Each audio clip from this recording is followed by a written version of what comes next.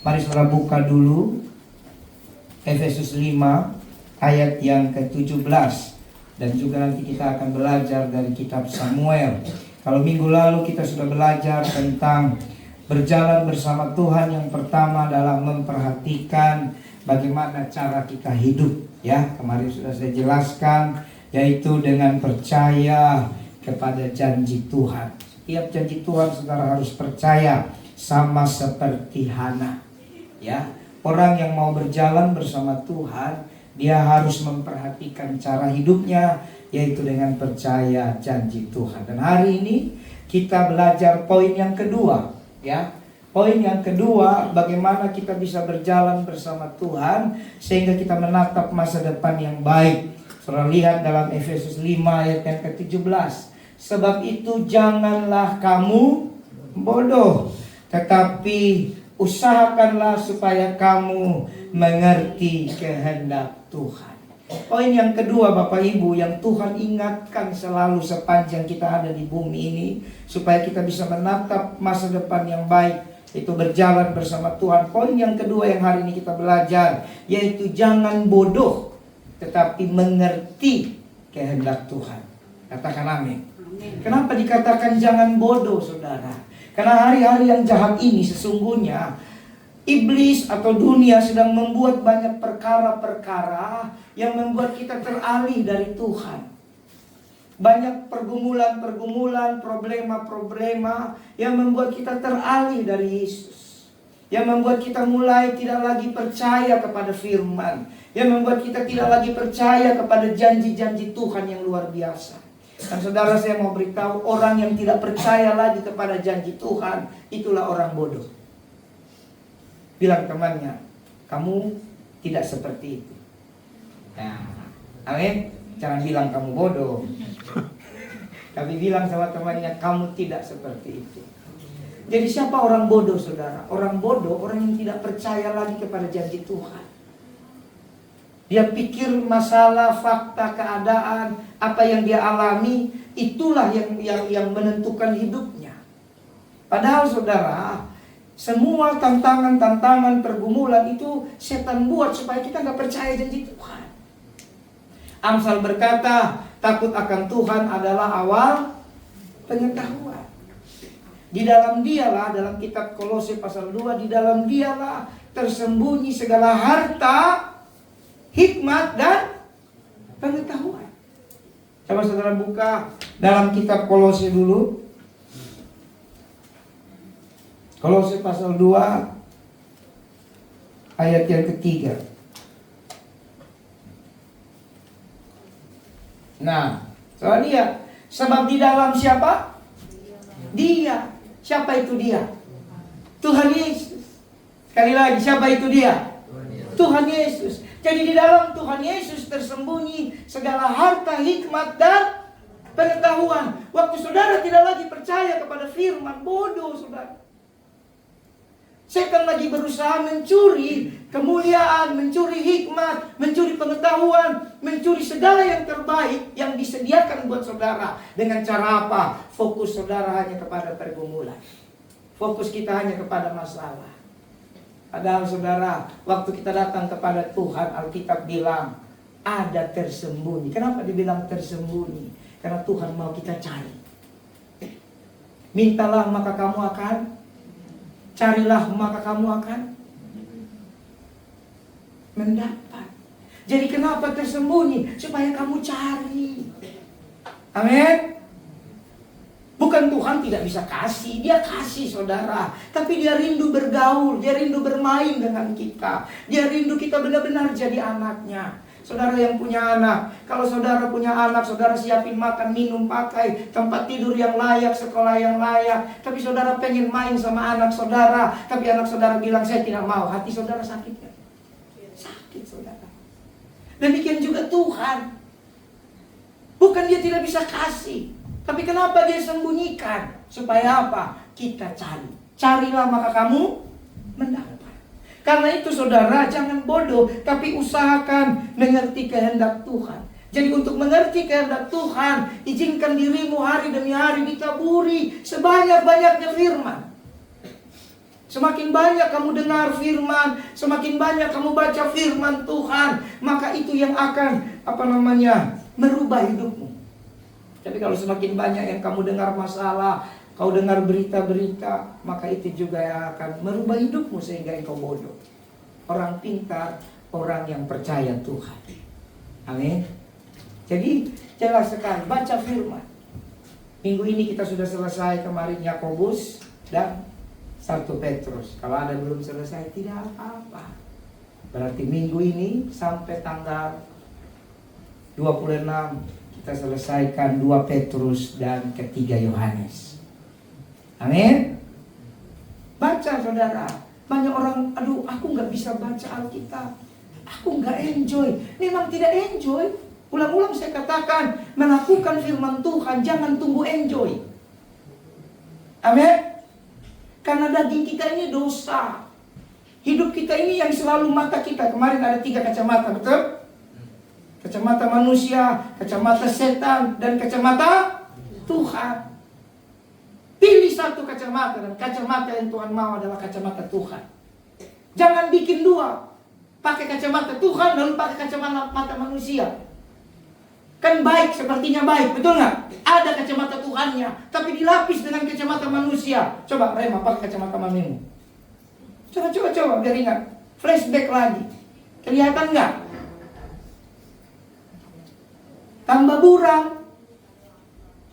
Atau saudara mau pakai kacamata manusia, lalu saudara pakai juga kacamata firman. Nggak bisa. Satu kacamata. Amin.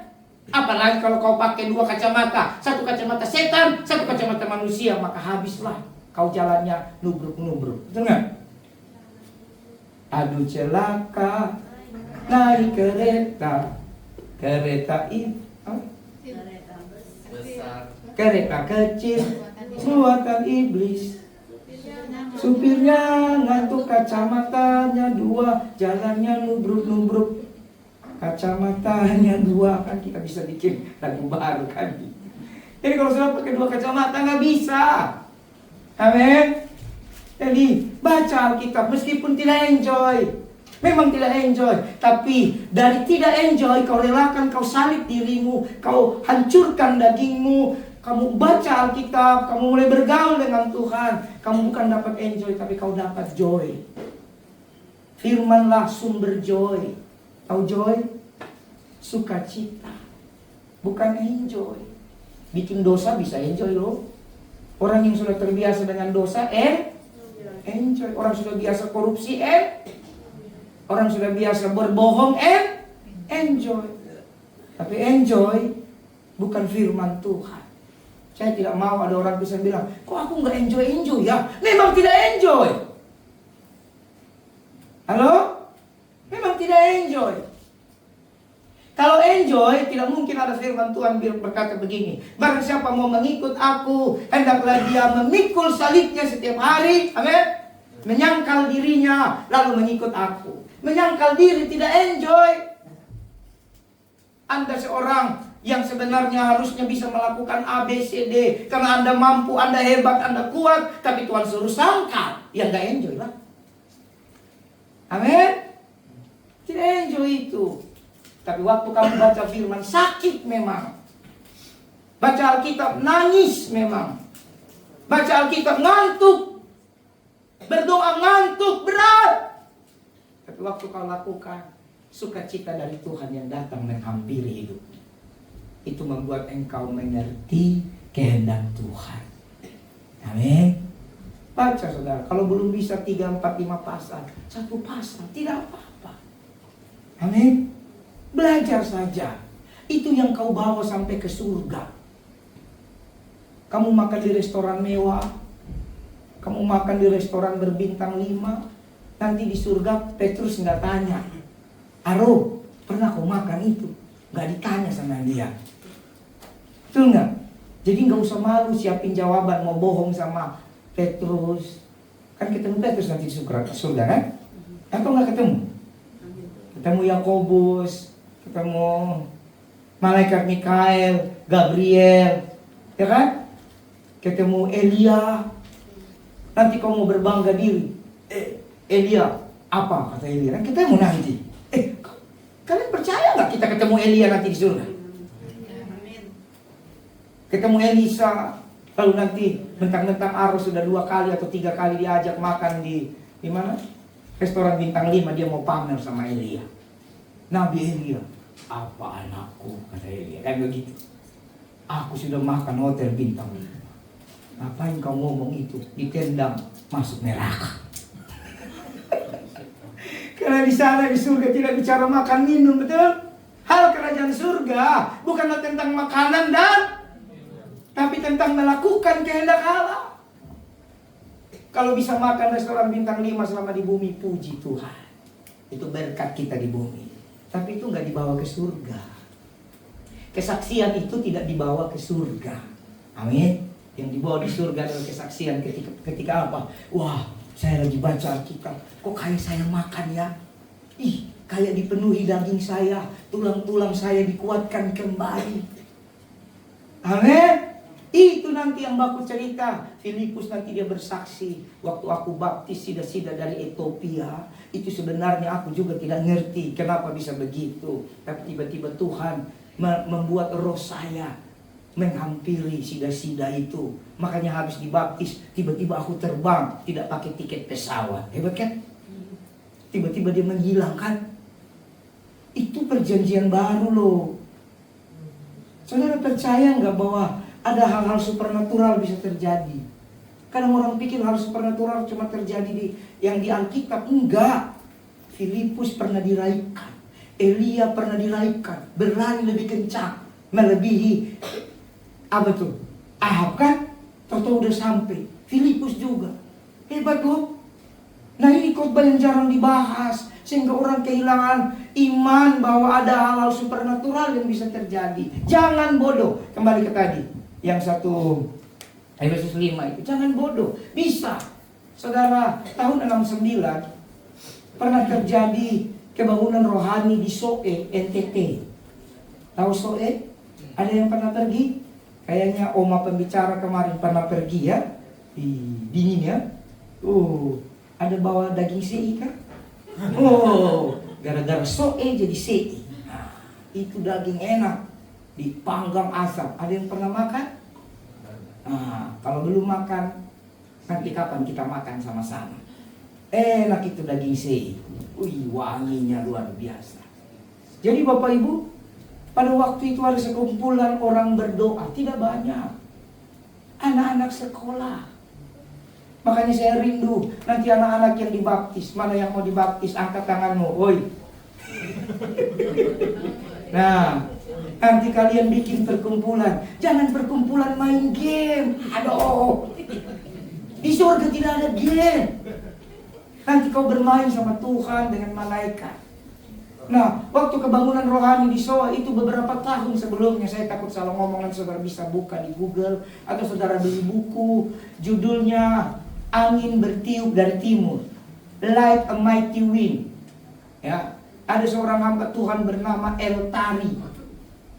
Jadi dia dan beberapa temannya masih kecil, SMP, SMA. Mereka cuma 4-5 orang. Tiap hari kerjanya berdoa karena mereka lihat kota itu sudah menyembah berhala. Kristen tapi menyembah berhala. Percaya Yesus tapi menyembah berhala. Lalu anak-anak muda bukan orang-orang hebat. Makanya saya sedih kalau kita sudah Kristen 30 tahun, 40 tahun, tahu Alkitab, tapi spiritnya nggak ada. Ini ada yang salah. Jangan bodoh. Amin. Ini anak-anak ini, mereka 4 orang, 3 orang, tiap hari berdoa. Tidak tahu berdoa. Cuma mereka gandeng tangan berdoa, Tuhan, tolong lawat kota Soe, tolong lawat kota Soe, tolong lawat kota Soe. Mungkin dengan 1 pujian, 2 pujian, saya tidak tahu. Nanti kita panggil Eltari, dia masih hidup sampai hari ini. Tiba-tiba saudara, tahun 69, Roh Kudus lawat. Air berubah jadi anggur. Peristiwa ini lebih terkenal di luar negeri daripada di Indonesia. Air berubah jadi anggur. Eltari jalan di atas air. Saya punya bukunya, tapi saya tidak mau kasih, hilang nanti. Carinya susah. Jalan di atas air, karena waktu itu di kampung-kampung sana sungai kalau lagi musim hujan itu menutupi jalan. Sementara mana ada Grab, Gojek, Gokar. Tidak ada zaman dulu tahun 69. Di Sibolga saja tahun 70-an yang punya mobil bisa dihitung dengan jari. Bapak saya aja baru punya motor itu. Saya SD kelas berapa, Vespa. Dari kecil naik sepeda itu apa namanya itu? Ontel ya, sepeda sport mode. Gitu. Jadi saya belajar sepeda pakai yang tinggi. Gak pernah saya punya sepeda kayak anak saya, makanya bersyukur kalian punya sepeda. Saya belajar sepeda dari sepeda yang sepedanya lebih besar dari saya, bayangkan. Jadi naik sepeda itu pakai satu kaki, tahu? Kan gini ya, belajar naik satu kaki. Duh, lompat. Kalau mau turun lagi satu kaki. Aduh, gimana caranya? Sekarang udah lupa saya gimana caranya itu. Keberatan badan sekarang. Dulu kayaknya ringan kali. Itu belajar naik sepeda begitu. Ada yang pernah belajar naik sepeda gitu? Saya seumur hidup tidak pernah punya sepeda anak-anak. Makanya waktu ada berkat dikirim, benar saudara. Bapaknya pendeta Kasio, anaknya juga Kasio. Waktu anak saya ulang tahun yang keberapa, tiba-tiba dikirim sepeda dari luar kota. Mujizat saudara. Jadi kalau saudara ke rumah lihat ada sepeda, ada 3 sepeda, bukan 3 kacamata. Itu semua Kasio. Sampai bapaknya pun dikasih sepeda. Ada satu engkong-engkong sangat baik. Sekali waktu pelayanan dia lihat, Pak Pendeta bisa naik sepeda? Ah, bisa lah. Saya punya sepeda tidak bisa dipakai lagi. Oh gitu. Mau di mobil, langsung diangkat. Puji Tuhan. Gitu. Kasih orang. Nah, saya dulu belajar sepeda, pakai sepeda sport mode itu. Sepeda Unto. Yang batangnya besar di tengah. Kan besar itu sepedanya. Bannya itu lingkar berapa itu? 24 kali. Gede banget itu. Jadi Bapak Ibu, dia berdoa gitu. Jadi tahun 70-an saja, tahun 80-an di Sibolga Sumatera masih sangat-sangat udik. Apalagi tahun 69 yang mungkin mirip-mirip. Sibolga itu kota pinggiran dengan Soe di atas gunung itu kota. Jadi karena mereka berdoa, mereka dilawat Roh Kudus. Sudah tidak peduli organisasi lagi itu. Mau gemit kah, misalnya gemit gereja Masih Injil Timur, atau mau gereja Pantekosta kah, karismatik, nggak ada urusan. Roh Kudus semua lawat, dia tidak peduli kau gereja mana. Amin. Tiba-tiba Roh Kudus melawat mereka. Eltari pergi beritakan Injil, dia jalan di atas air. Wow, pernah dengar kisah itu? Dia jalan di atas air, Bapak Ibu. Lalu dia terus berdoa dengan teman-temannya. Tiba-tiba Tuhan berbicara sama orang dari Amerika. Pergi ke Indonesia, ke satu kota namanya Soe. Orang Amerika tidak pernah dengar Soe. Jangankan Soe, Indonesia dia tidak pernah dengar. Lalu dia cari ke perkumpulannya, ya kayak ke gerejanya lah begitu. Saya lupa nama yayasannya. Dia cari ke, oh itu ada Indonesia. Ternyata dari zaman dulu yang dikenal Indonesia itu cuma Jakarta atau Bali. Tapi mereka nekat naik pesawat, berarti pakai uang dong. Orang Amerika ini tidak kenal Eltari, dia tidak kenal Eltari. Tapi dia cuma dengar suara Tuhan, hebat gak? Pergi ke Indonesia, ke satu kampung namanya Soe, kau ketemu dengan seorang anak muda namanya Meltari. Jadi kalau ada di sini bilang, saya ini orang kampung Pak, saya ini nggak bisa apa-apa. Kalau kau berdoa, Tuhan bisa lakukan mujizat. Singkat cerita, itu proses mungkin 3-4 bulan. Karena orang yang dengar suara Tuhan itu, dia harus konfirmasi, dia berdoa, dia juga siapkan uang. Singkat cerita sampai Indonesia, pergi sampai ke kota Soe.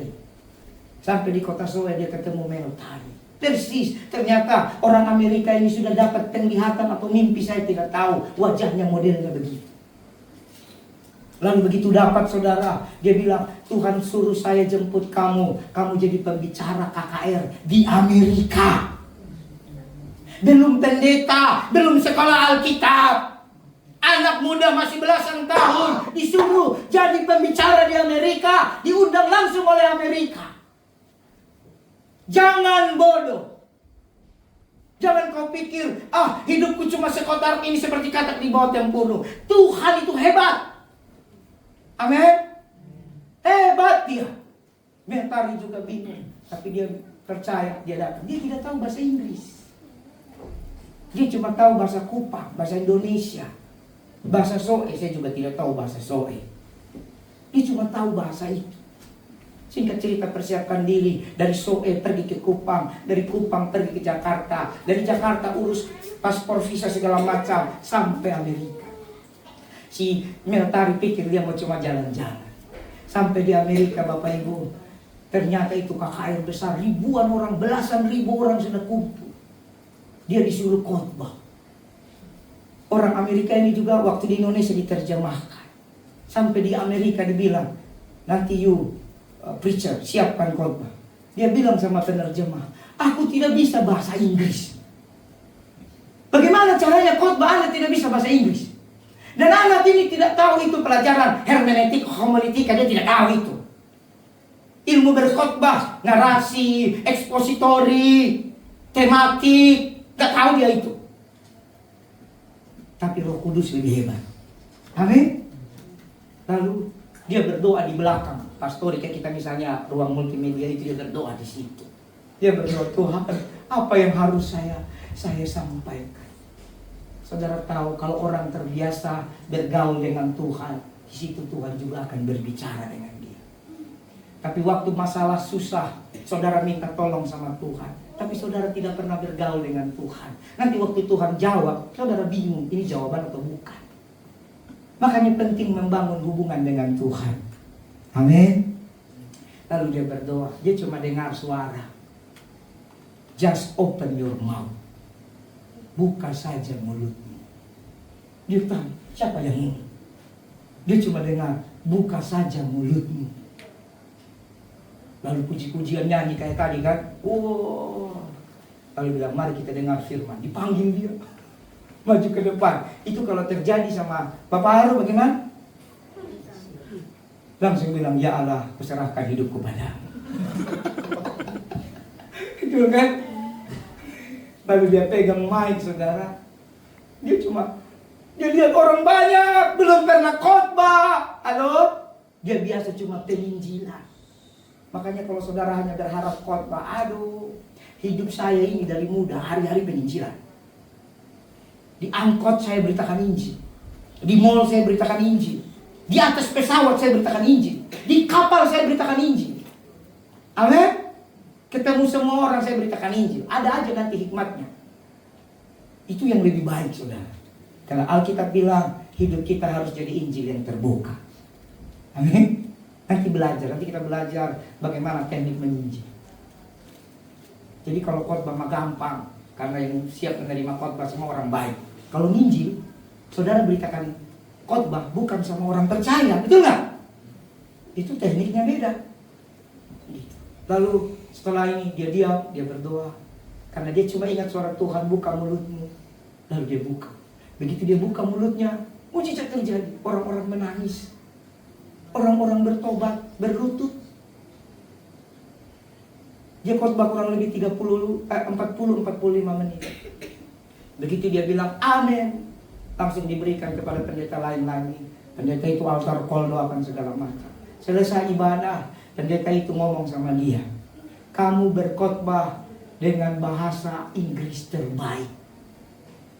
Orang tidak tahu bahasa Inggris, berkhotbah dengan bahasa Inggris terbaik. Begitu dia dengar itu, dia bilang, saya tidak tahu saya ngomong apa. Hebatnya Tuhan.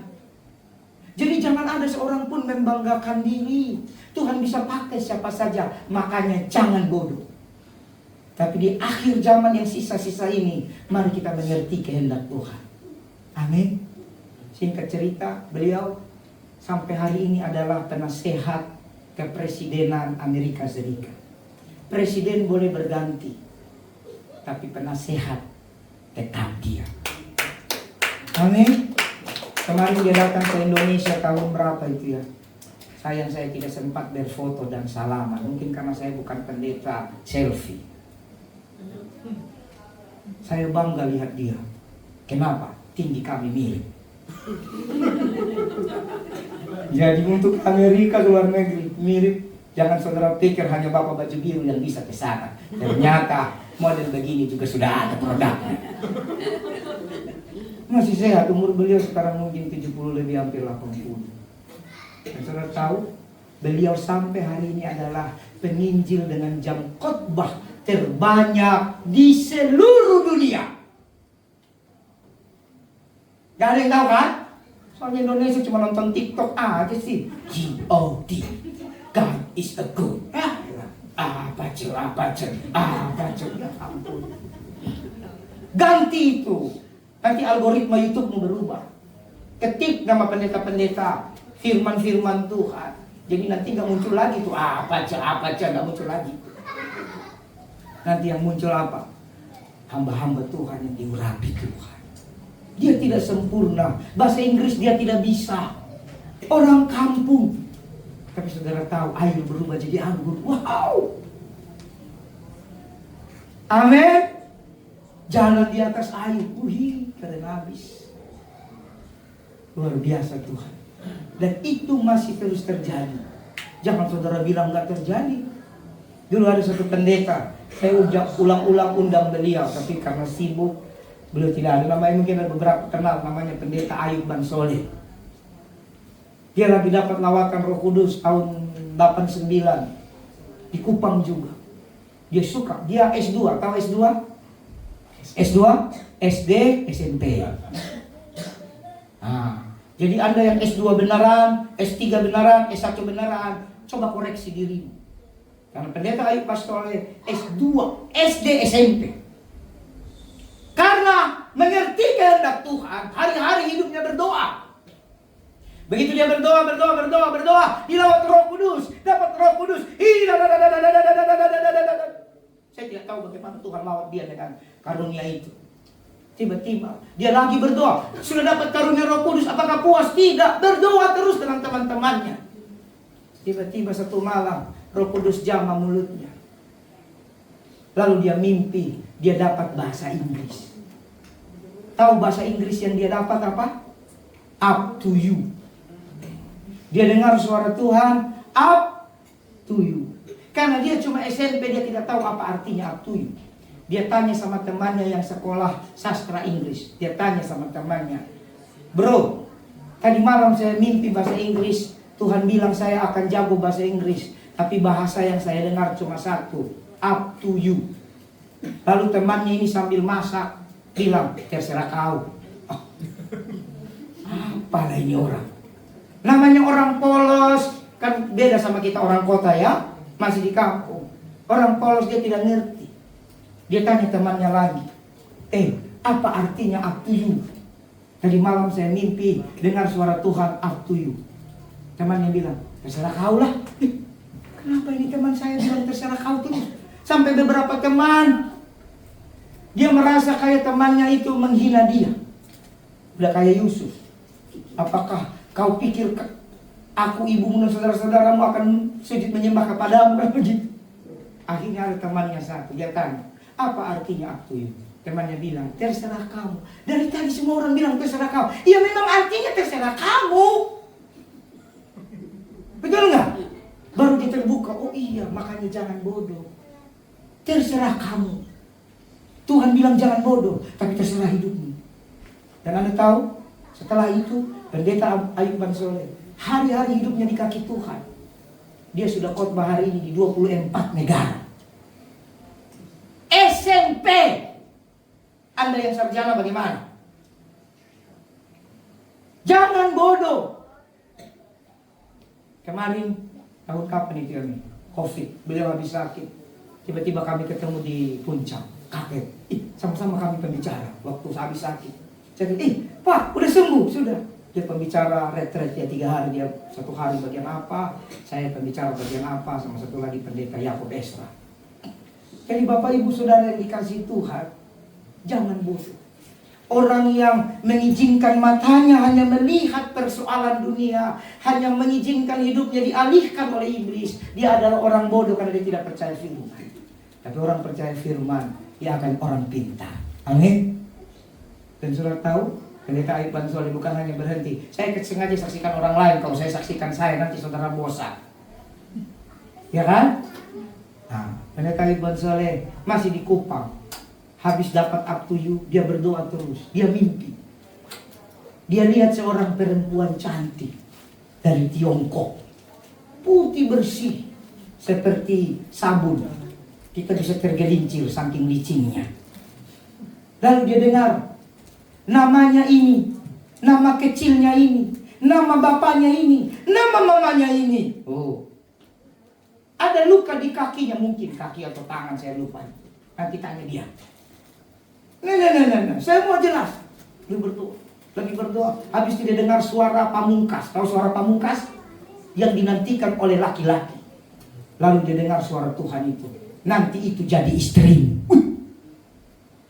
Orang kampung S2 dapat mimpi menikah sama orang Cina asli, dari orang Indonesia tapi orang kita suku Chinese. Singkat cerita, beliau diangkat anak sama Bapak Samitan Pangela Abalov itu, bawa ke Jakarta.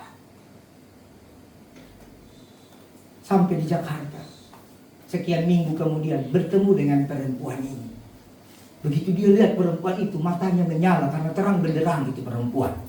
Sementara beliau gelap gulita. Begitu dia lari menghampiri ini cewek, langsung dia sampaikan, nama kamu ini? Iya.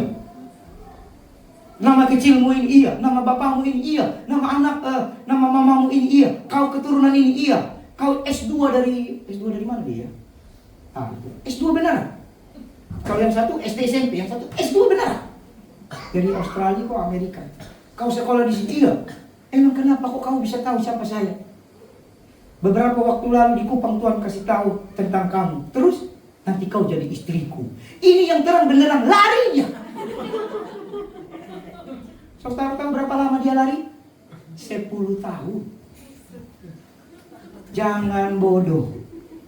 Gara-gara itu, ketika saya juga dapat mimpi yang sama, tiba-tiba Tuhan kasih tahu nanti dia istrimu. Saya tidak buru-buru datangi dia, supaya saya jangan sampai dia lari 10 tahun. Kalau dia lari 10 tahun, maka rema baru 2 tahun. Ini orang belum ada. Tapi apa yang saya lakukan bukan karena dengar kesaksian dia. Jangan bodoh. Makanya waktu dengar kesaksian dia, kami bapak tertawa. Wih, Bapak dapat kesaksian seru, saya juga dapat kesaksian. Jadi 2004 Tuhan kasih tahu saya, seorang perempuan datang, gendong itu anak kecil pemain bass. Bukan yang itu ya, yang satu lagi. Sudah jangan salah, anak pemain bass itu masih umur 3-4 tahun waktu itu, kecil sekali. Iya, nah itulah lupa saya. Tiba-tiba Tuhan bilang, itu istrimu. Wah, kenapa bisa Tuhan bilang itu istrimu? Bukan karena kita hebat, kita ganteng. Enggak. Apa yang kau tabur di kaki Tuhan itu pasti berbuah. Jangan bodoh. Kenapa harus malas berdoa? Kenapa harus malas baca Alkitab? Ingat apa yang kau tabur itu. Jangan kau buru-buru bilang nanti aku sudah berdoa Tuhan, nanti aku minta ini. Enggak. Tuhan yang tahu apa yang kau perlukan. Amin. Begitu Tuhan bicara, jelas. Itu istrimu. Saya diam 5 tahun supaya dia tidak lari. Saya menghampiri Tuhan 5 tahun. Saya tanya sama gembala saya, pembina saya, Bapak rohani saya, Bapak Pendeta John, Pak, saya mimpi begini. Dan waktu ketemu dia, saya lihat dengan mata kepala, tiba-tiba dengar suara Tuhan. Apa kata Pendeta Johnson Nolaka? Bersyukur saudara punya gembala seperti saya. Pendeta itu, senyumnya itu indah sekali. Dia cuma garuk-garuk kepala. Puji Tuhan. Itu jawabannya. Padahal saya tanya, Pak, maksudnya ini bagaimana? Ini benar suara Tuhan atau bukan? Dia garuk-garuk kepala. Puji Tuhan, mantap. Semua mantap. Jadi pola pendidikan beliau buat kami itu luar biasa. Kita harus bergantung sama Tuhan, bukan bergantung sama pendeta. 2 tahun kemudian saya ajak dia minum kopi, bukan Starbucks, gak ada duit. Kopi di pinggir jalan yang dulu masih 3.000, sekarang goceng. 3.000 ke 2.000 itu kopi kapal api kan itu kayaknya. Pakai sepeda itu. Kami duduk ngobrol di Tomang, itu ada Tomang, itu ada apotik. Duduk kami berdua udah capek pelayanan. Saya bilang, Pak kita ngopi. Boleh. Kami ngopi berdua duduk di teras apotik itu karena kopinya itu kopi pinggir jalan. Lalu saya cerita, Pak ini bagaimana? Ini sudah 2 tahun saya berdoa. Tolonglah Bapak sebagai Bapak rohani, sebagai pendoa, sebagai gembala saya, kasih masukan. Dia cuma garuk-garuk kepala lagi. Mantap. Jadi 2 kali cuma mantap. Tidak ada satu penipu. Kan gitu. Sampai tahun kelima Tuhanlah yang kasih peneguhan. Jadi Bapak Ibu, mari seperti Hana kita kembali ya. Jangan bodoh, tapi belajarlah mengerti kehendak Tuhan. Nah, untuk mengerti kehendak Tuhan kemarin saya sempat singgung sedikit, yaitu salah satunya doakan janji Tuhan. Buka 1 Samuel 1 ayat 15 sampai 16. 1 Samuel 1 ayat 15 sampai 16. Nah, tetapi Hana menjawab, bukan tuanku, aku seorang perempuan yang sangat susah hati. Lihat, waktu kau susah hati, tepuk tangan. Nah, lagunya nanti kayaknya harus diganti. Waktu kau susah hati, berdoalah. Amin. Waktu kau susah hati. Jadi waktu kita susah hati, harusnya kita belajar seperti Mama Samuel, yaitu Hana. Dia datang sama Tuhan. Waktu itu Imam Eli pikir dia lagi mabuk. Akhirnya si Hana bilang begini, aku seorang yang sangat bersusah hati. Anggur atau minuman memabukkan tidak ku minum, melainkan aku mencurahkan isi hatiku di hadapan Tuhan. Waktu kau susah, sedih, punya pergumulan, berdoalah. Curahkan isi hatimu sama siapa, saudara? Sama Tuhan yang tidak pernah menolak doamu. Jangan curahkan isi hatimu di Facebook. Tahu Facebook? Nah, jangan curahkan isi hatimu di Instagram, kilogram, hektogram. Jangan. Status WA. Awas kau ya, kita lihat nanti. Kan gitu kan? Lalu mulai temannya yang baca status WA-nya bertanya, apa nih sis maksudnya? Sabar dong, sabar dong. Iya kan? Wih, senang. Iya, soalnya si itu begini begono, begini begono. Oh, sama aku juga. Mari sama-sama kita lihat nanti. Jangan curahkan isi hatimu di mana tuh? Media sosial, jangan. Kalau zaman dulu ada pepatah, mulutmu hari, sekarang jarimu hari maumu, kan itu. Udah bukan mulut lagi. Jadi Bapak Ibu, jangan waktu kau punya susah. Siapa yang punya susah hati? Saya percaya kita semua punya susah hati. Amin. Hari Jumat kemarin kami melayani di Karawaci sampai jam 1 pagi. Itu susah hati. Hujan deras lagi. Lihat anak-anak saya udah lelah tidur di rumah orang. Sampai rumah 1:30, jam 2. Pagi-pagi lanjut lagi. Itu susah hati. Belum yang susah hatinya bukan pelayanan. Bagi saya pelayanan itu sukacita. Susah hatinya itu saudara, karena lagi hujan. Kan rumah saya bocor. Pikiran saya bercabang.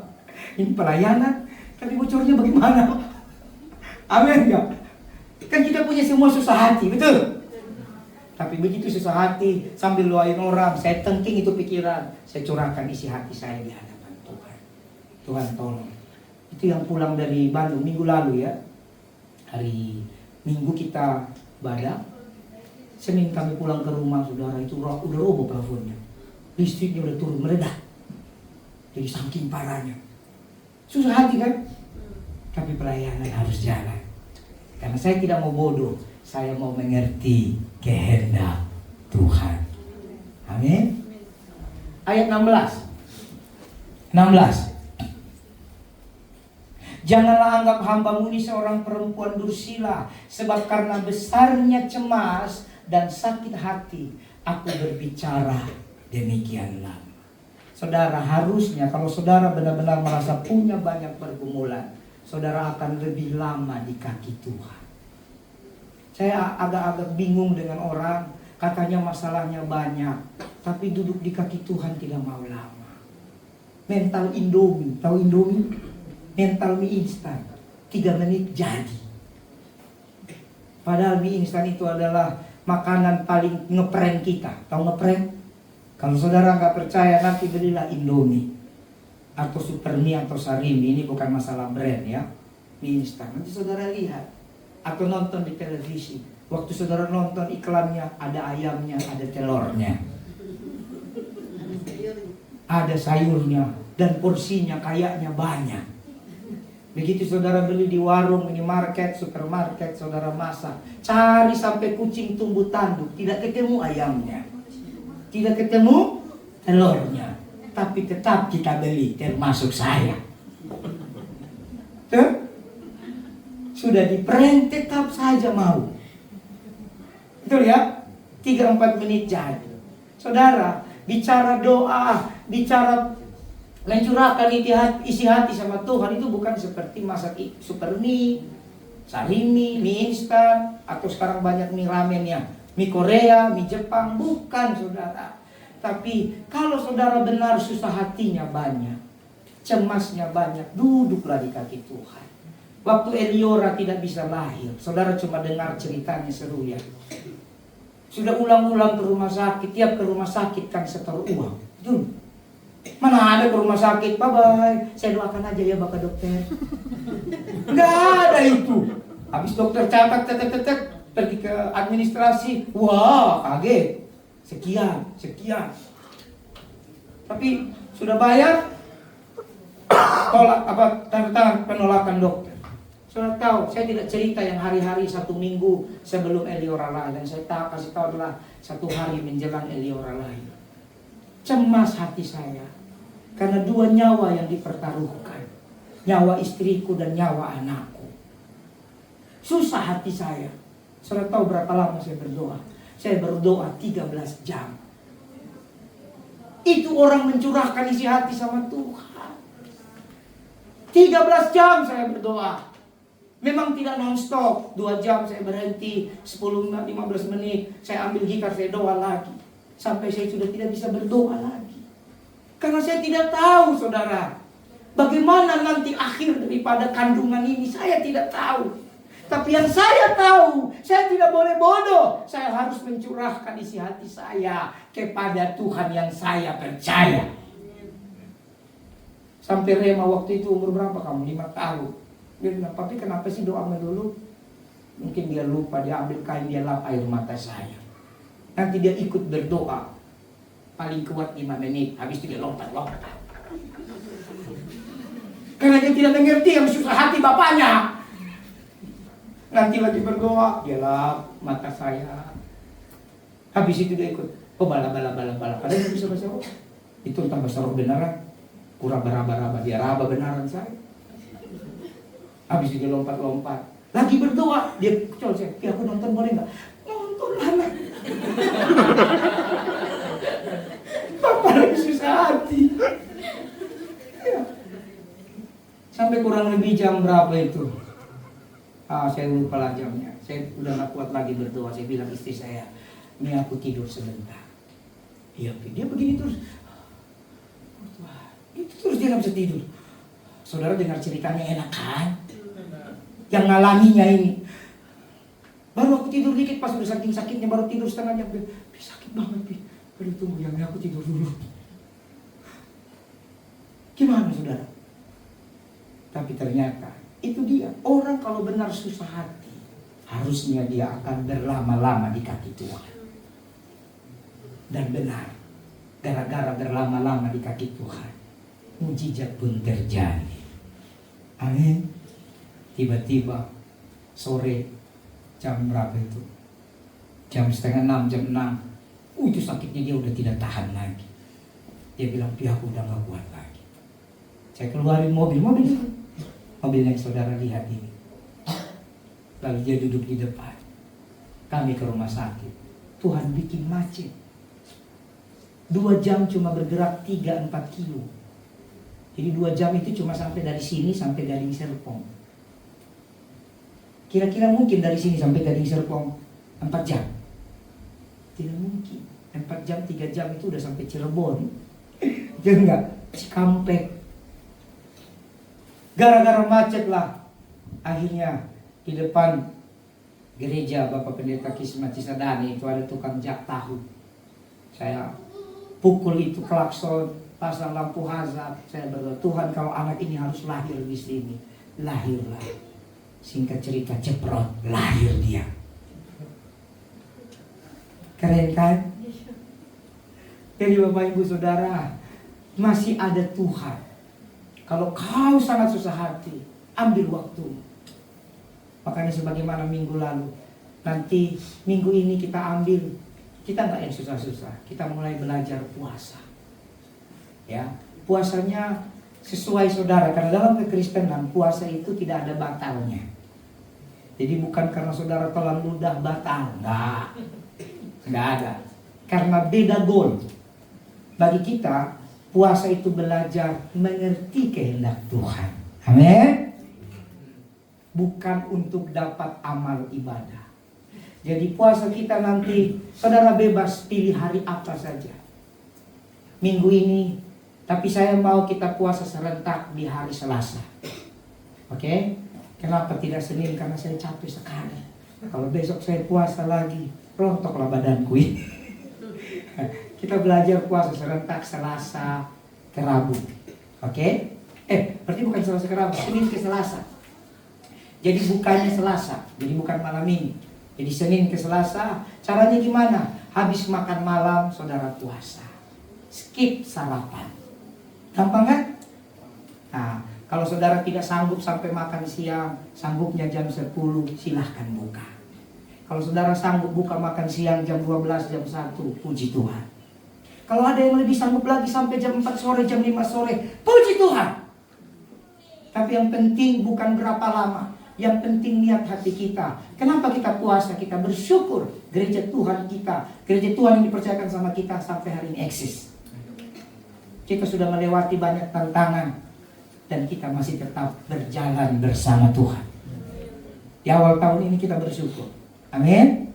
Jadi Senin malam habis saudara makan malam, terserah saudara makan malam jam 7, jam 8, jam 10, terserah. Saudara yang tahu diri saudara sendiri. Amin. Tapi Selasanya diingat, jangan sarapan. Kecuali saudara tidak sanggup. Begitu tidak sanggup, jadi berarti saudara cuma puasa dari makan malam ke jam 7 pagi misalnya. Berdoa dulu. Tuhan, saya cuma bisa berdoa puasa sampai pagi. Buka. Yang penting doa. Itu diterima oleh Tuhan. Amin. Ya, jadi saya luruskan. Cara belajar puasa orang Kristen berbeda dengan saudara-saudara kita. Bagi kita tidak ada istilah batal. Batal itu kalau hati kita jahat. Dan saya percaya tidak mungkin ada orang hatinya jahat, dia berpuasa. Betul? Jadi kita jaga hati dan kalau bisa selama puasa itu tambahkan baca Alkitab. Kalau biasa saudara 4 pasal, ya tambahlah 5-6 pasal. Kalau saudara biasa berdoa setengah jam, ya tambahlah 45 menit atau 1 jam. Amin. Jadi ingat tanggal berapa kita mulai puasa? Senin besok itu tanggal berapa? 20, berarti 20 malam sampai 21 adalah hari puasa bersama gereja. Dan nanti ada 1 hari lagi bebas, saudara pilih hari apa saja. Tapi Senin ke Selasa sama-sama kita berdoa puasa. Amin. Saya percaya kita bisa lakukan. Jadi doakan janji Tuhan. Kembali ya, jangan anggap hambamu seorang perempuan dursila. Sebab karena besarnya cemas dan sakit hati, aku berbicara demikian lama.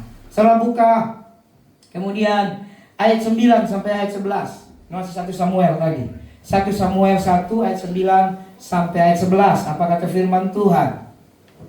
Pada suatu kali setelah mereka habis makan minum di Silo, berdirilah Hana, sedang Imam Eli duduk di kursi dekat tiang pintu bait suci Tuhan. Terus, dan dengan hati pedih. Wow. Makanya tadi saya bilang, kalau enjoy itu bukan sebuah kebangunan rohani. Memang kadang berdoa karena ada pergumulan, sakit. Dengan hati pedih ia berdoa kepada Tuhan sambil menangis terseduh-seduh. Ayat 11. Kemudian bernazarlah ia. Waktu saudara berdoa di hadirat Tuhan, kalau tiba-tiba ada janji atau nazar, jangan saudara tolak. Karena itu lahir bukan karena pikiran, tapi lahir karena dirimu sedang dibungkus oleh hadirat Tuhan. Beda dengan nazar yang keluar tanpa doa. Tapi kalau nazar yang lahir dari doa, itu lahir karena sudah dibungkus. Hidupmu, tubuh, jiwa, rohmu sudah dibungkus oleh kemuliaan Tuhan. Dan kemuliaan Tuhan itulah yang sesungguhnya tanpa kamu sadari mendorong mulutmu untuk menyampaikan janji di hadapan Tuhan. Jadi saya kasih tahu nazar yang benar itu. Bukan Tuhan kalau rumahku laku nanti ku kasih 10%, itu prank. Makanya kalau ada orang-orang suka bilang sudah Pak, sudah Bu, nggak usah. Karena itu bukan nazar yang lahir dari proses penyiraman Roh Kudus. Seperti ayam menyerami telurnya, berapa lama? 21 hari. Kalau ada yang berani ayam betina yang lagi mengerami telurnya, ada yang berani ganggu, itu hebat. Karena puncak kehebatan seekor ayam betina itu waktu dia menyerami telurnya. Dia tidak izinkan siapapun berani sentuh telurnya. Betul? Saya dari kecil pelihara ayam. Ya, dan biasanya telur hari pertama, hari kedua itu rebutan kami. Karena pasti tidak jadi. Nanti yang jadi itu kadang hari kedua masih bisa. Kan ayam bertelur itu sehari satu. Kadang bertelur di rumah tetangga. Nah, zaman dulu tetangganya baik. Dek, ini telur ayammu. Oh, makasih om. Gitu kita ambil. Itu, dan tidak pernah ada ayam bertelur cuma 2 butir, 3 butir. Tidak, minimal belasan hari dia bertelur. Ya, dari kecil itu kerja saya pelihara ayam. Kotek. Itu sekalipun saya tuannya, kalau lagi dia menyerami telur, jangan coba-coba. Dipatok kau. Kaki saya ini sering dipatok ayam, sakit loh. Lebih sakit daripada gigitan rema. Karena patoknya itu tajam juga. Jadi nazar itu, waktu saudara berdoa, itu nazar itu kalau tiba-tiba muncul di hati, tapi dalam posisi berdoa, izinkan dirimu mengeluarkan nazar itu, karena itu cara untuk Tuhan memberkati engkau. Karena nazar yang keluar dari doa itu sudah terjadi proses pengeraman Roh Kudus. Perhatikan ya, kita diirami dalam hadirat Tuhan, jadi keluar janji, dan janji itu sebenarnya luapan daripada cintamu kepada Tuhan. Jadi nazar itu bukan demi mendapatkan sesuatu, salah. Tapi kamu bernazar sebagai cintamu sama Tuhan. Amin. Makanya nazar yang benar harus lahir waktu kamu dalam proses berdoa. Bernazarlah ia. Doanya berapa lama? 5 menit? Enggak. Kita nggak tahu. Bayangkan acara ibadah minggu lalu saya sudah jelaskan. Udah selesai, dia masih berdoa di situ. Betul? Bernazarlah ia, Tuhan semesta alam. Jika sungguh-sungguh engkau memperhatikan sengsara hambamu ini dan mengingat kepadaku dan tidak melupakan hambamu, tapi memberikan kepada hambamu seorang anak laki-laki, maka aku akan memberikan dia kepada Tuhan. Kenapa dia berani memberikan dia kepada Tuhan itu anaknya? Karena cintanya sama Tuhan. Tuhan, aku akan memberikan dia untuk seumur hidupnya, dan pisau cukur tidak akan menyentuh kepalanya. Coba saudara baca ayat ini. Berarti pendeta Samuel adalah pendeta gondrong. Betul dong? Betul kan? Makanya banyak film-film rohani. Kan ada film Samuel. Itu rambutnya rapi sekali. Itu sutradaranya belum baca Alkitab. Betul kan? Sama kayak Yesus juga. Ganteng sekali, baca Alkitab. Wajahnya buruk rupa. Tidak ada seorang pun yang menginginkan dia. Ya, tapi mungkin Yesus untuk kasih gambarannya bahwa Tuhan itu mulia. Tapi sebenarnya kenapa Tuhan Yesus mengambil wajah yang buruk rupa? Sebagai simbol keilahiannya dihina oleh manusia yang buruk rupa ini karena dosa. Jadi ada banyak film-film ya yang harusnya dibaca lagi. Samuel, pisau cukur tidak sentuh kepalanya. Berarti Rachel siap-siap, Samuel akan gondrong.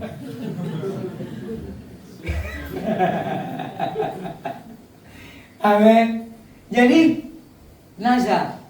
Jadi nanti waktu saudara berdoa, doakan janji Tuhan. Ada banyak janji Tuhan. Contoh janji Tuhan. Saudara lihat Yeremia 29 ayat 10, 11, 12. Coba lihat. Yeremia 29 ayat 10, 11, 12. Sudah? Nah, sebab beginilah firman Tuhan, apabila telah genap 70 tahun bagi Babel, barulah aku memperhatikan kamu. Nah ini adalah satu kisah di mana ada janji Tuhan bahwa orang Israel dibuang selama 70 tahun. Dan peristiwa ini nanti saudara bisa baca dalam kitab Daniel.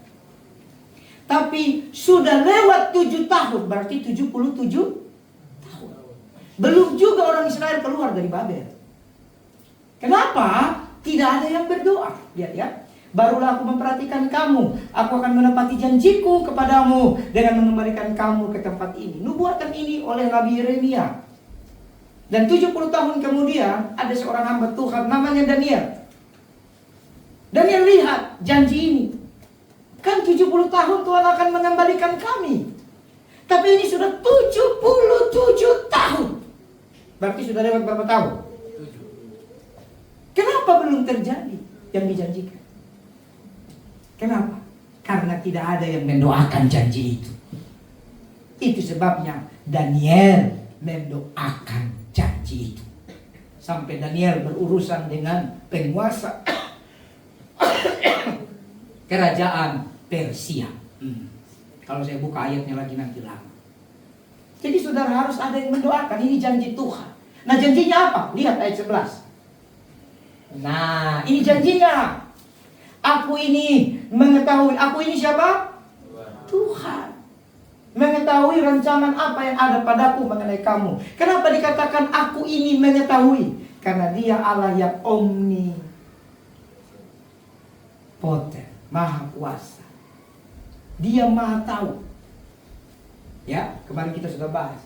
Aku mengetahui rancangan apa yang ada padaku mengenai kamu. Demikian firman Tuhan, yaitu rancangan damai sejahtera. Jadi tahun 2025 ini kenapa kita doa puasa? Supaya dicabut semua statement-statement yang kita dengar. Kata orang 2025 akan begini, akan sulit, akan ini. Ya terserah. Mau sulit, mau sangat sulit, terserah. Tapi yang saya mau lakukan adalah saya tidak mau bodoh. Yang saya mau lakukan, saya mau mendoakan janji Tuhan. Bahwa dia berjanji, mau di masa yang sulit sekalipun, Tuhan merancangkan damai sejahtera dalam hidup orang yang percaya kepadanya. Katakan amin. Artinya sekalipun masa sulit, ada damai sejahtera. Begini saudara, masanya tidak sulit, masanya enak. Tapi kalau tidak ada damai sejahtera dalam hidupmu, maka hidupmu lebih berat dari segala apapun. Jadi lebih baik masa sulit tidak apa-apa lah. Kan juga kesudahan zaman sudah dekat. Tapi yang penting apa? Ada rancangan Tuhan yang kusembah. Kau sembah Tuhan kan? Ada rancangan Bapa yang baik dalam hidup saya. Ada rancangan juru selamatku. Ada rancangan kekasihku. Amin. Ada rancangan sahabatku. Ada rancangan rajaku dalam hidupku. Yaitu rancangan damai sejahtera, bukan celaka. Amin. Kemudian apa lagi rancangannya? Memberikan kepadamu hari depan yang penuh. Wah, menatap masa depan harus pakai kacamata firman. Jangan tatap masa depan, jangan berjalan bersama Tuhan pakai kacamata manusia atau kacamata iblis. Iblis akan mengalihkan pikiranmu. Tapi ingat ini, ada hari depan penuh harapan. Ayat selanjutnya, ayat 12. Dan apabila kamu berseru dan datang untuk berdoa kepadaku, maka aku akan mendengarkan kamu. Katakan amin. Berarti waktu kamu melewati masa sulit, ada janji Tuhan, doakan. Dan waktu kamu berdoa, ada janji Tuhan, aku mendengarkan. Jadi nanti tiap Sabtu banyak berdoa di tempat ini, semakin banyak kita berseru. Amin. Amin. Ini luar biasa. Ayat 13.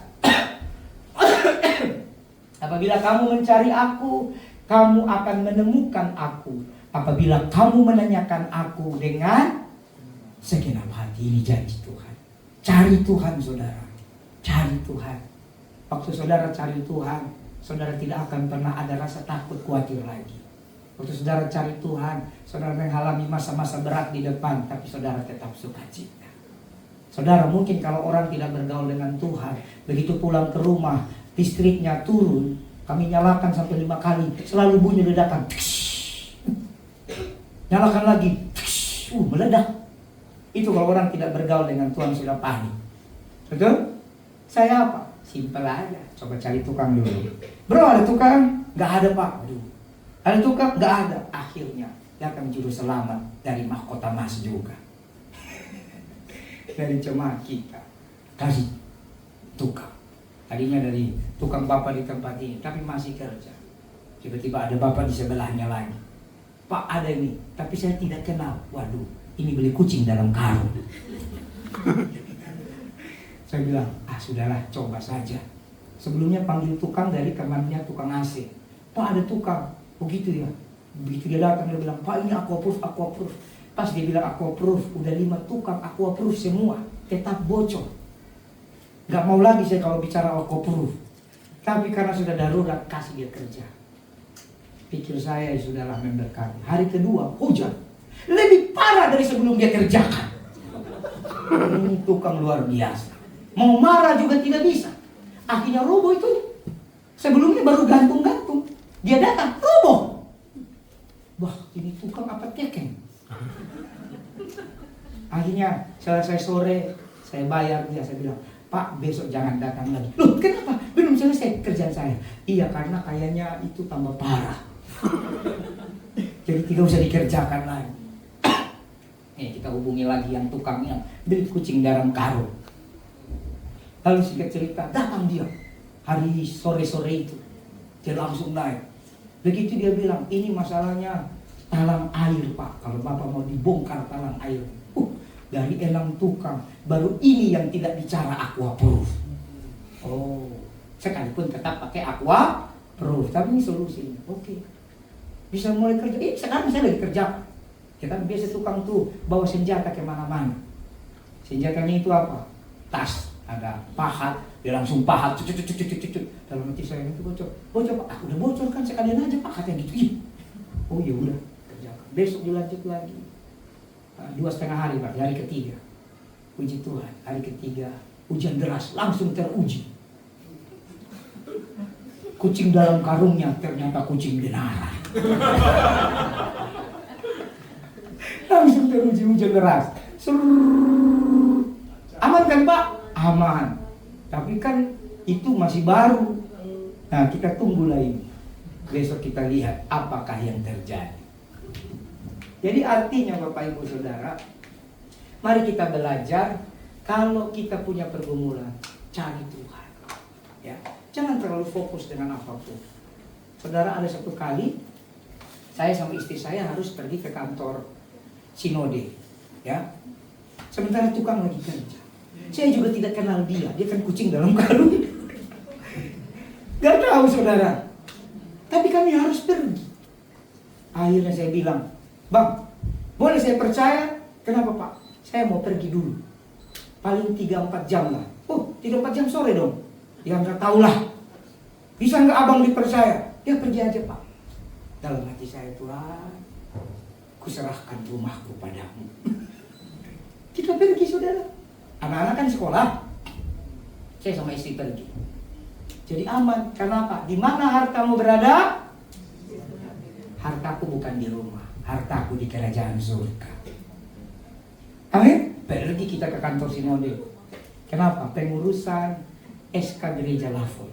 Puji Tuhan, kantor BPD dan ketua wilayah sudah menyetujui, sudah tanda tangan. Berikan kemuliaan buat Tuhan.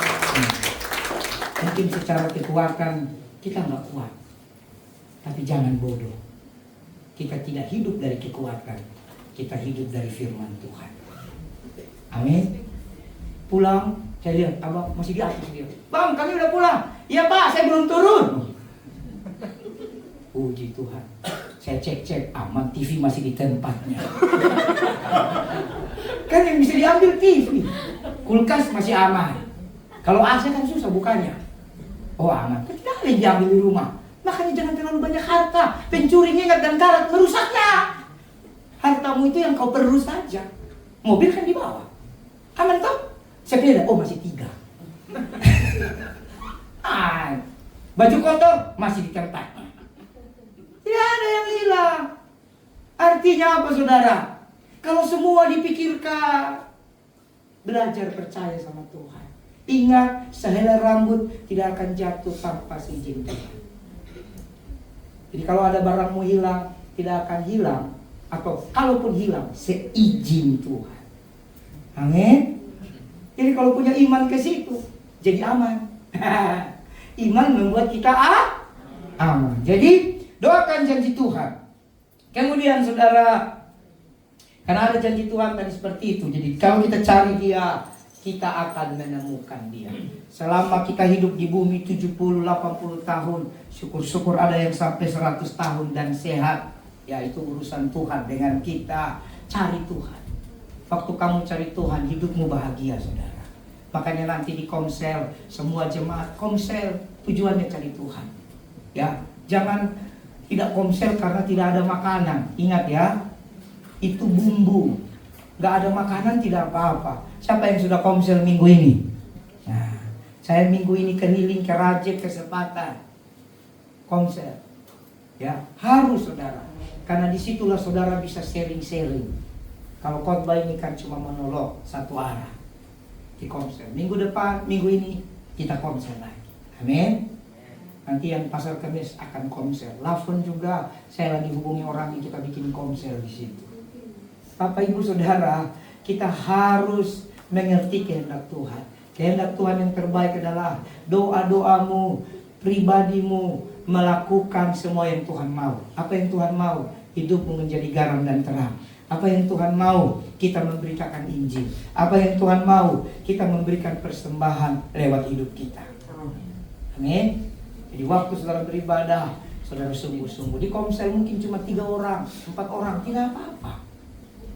Kita harus merubah paradigma. Jangan selalu pikir komsel itu harus 30 orang. Justru komsel 30 orang kebanyakan itu persekutuan doa. Ya, komsel itu komunitas kecil, sel group. Sel dalam tubuh kita ada namanya sel yang paling kecil. Ya, jadi 3-4 orang. Biasanya 12 orang paling banyak harus pecah. Jadi Bapak Ibu, mari untuk bisa menatap masa depan, berjalan bersama Tuhan. Ya, tadi apa? Poin yang kedua adalah jangan bodoh, tapi mengerti kehendak Tuhan. Untuk mengerti kehendak Tuhan, doakan setiap janji Tuhan. Minggu depan kita lanjutkan lagi. Tuhan Yesus memberkati. Haleluya.